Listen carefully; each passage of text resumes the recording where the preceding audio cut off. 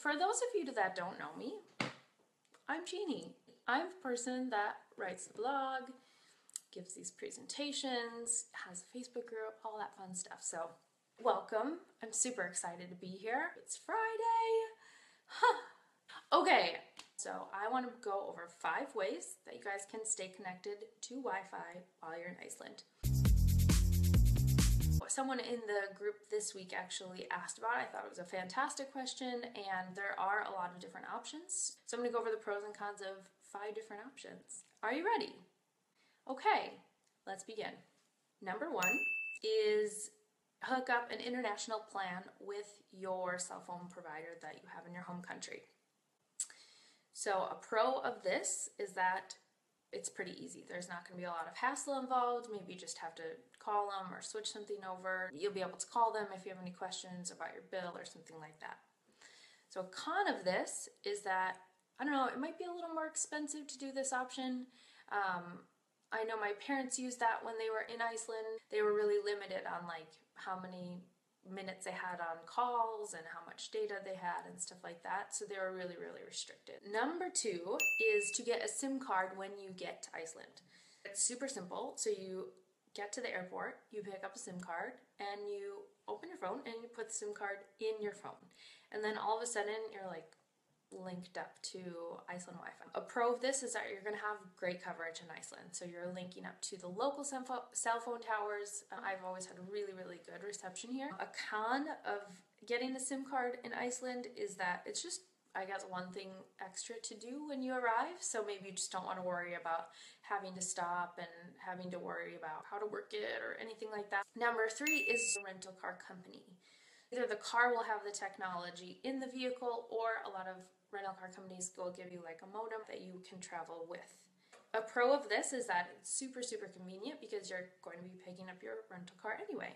But a con is that usually there's like a limited amount of data that you can use.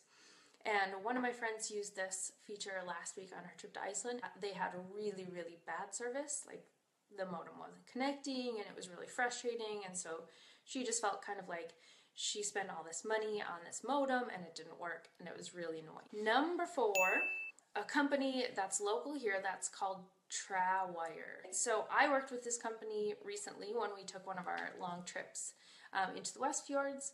I had a really great experience with this company. A pro is that they provided unlimited data usage, so we didn't have to worry about going over or anything like that. And then we could hook up multiple devices to this modem. So they just give you a little modem. It just sits like in your cup holder, on your dashboard or something like that.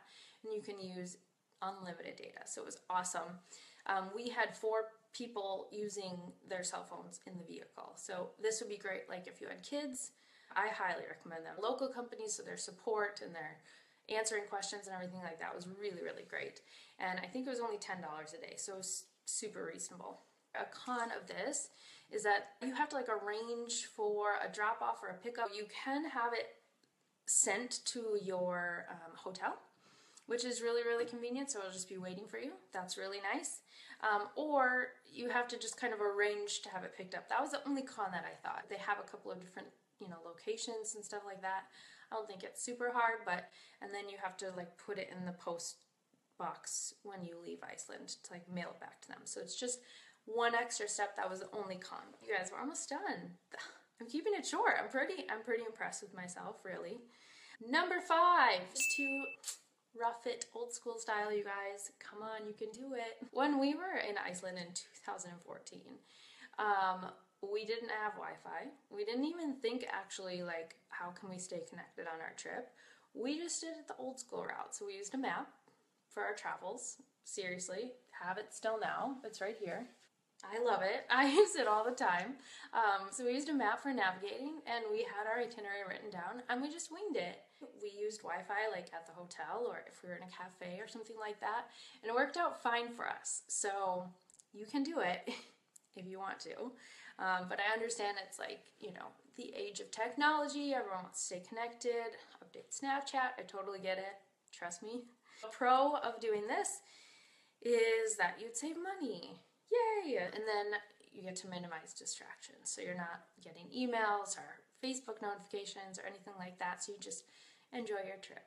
I sound like such a grandma when I'm talking about this. It's fine. I'm used to that.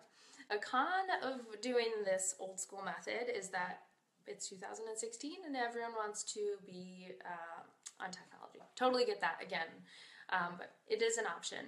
I find that the Wi-Fi in Iceland it's all over the place. So restaurants, hotels, cafes, really, really easy to stay connected. So if you're trying to save some money, that is definitely an option. It is doable. Those are my 5 Wi-Fi options for your time in Iceland. Pros and cons of each. Really, it's just kind of about what you feel comfortable with or what your budget is. There's lots of different options. But I do want to give you a bonus tip that I just learned about this feature this year, and it's fabulous. So get excited. Downloading offline Google Maps. And this is pretty much amazing and revolutionary.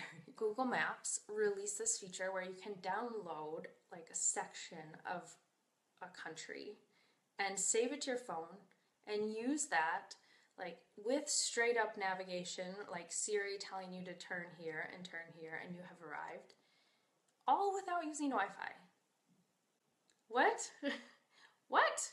I'm gonna step you through right now how you can use that on your phone. It's super easy. You just need to have the Google Map app, not maps like iPhone gives you. And then you just need to have like an adequate amount of space on your phone. Okay, here's a cell phone. So you just go to Google Maps. Can you guys see this? No, this is annoying. This is the worst demonstration ever. Sorry you guys, I thought this was gonna be a lot smoother and fancy. Okay. Click on this thing here, the menu, and then go to offline maps.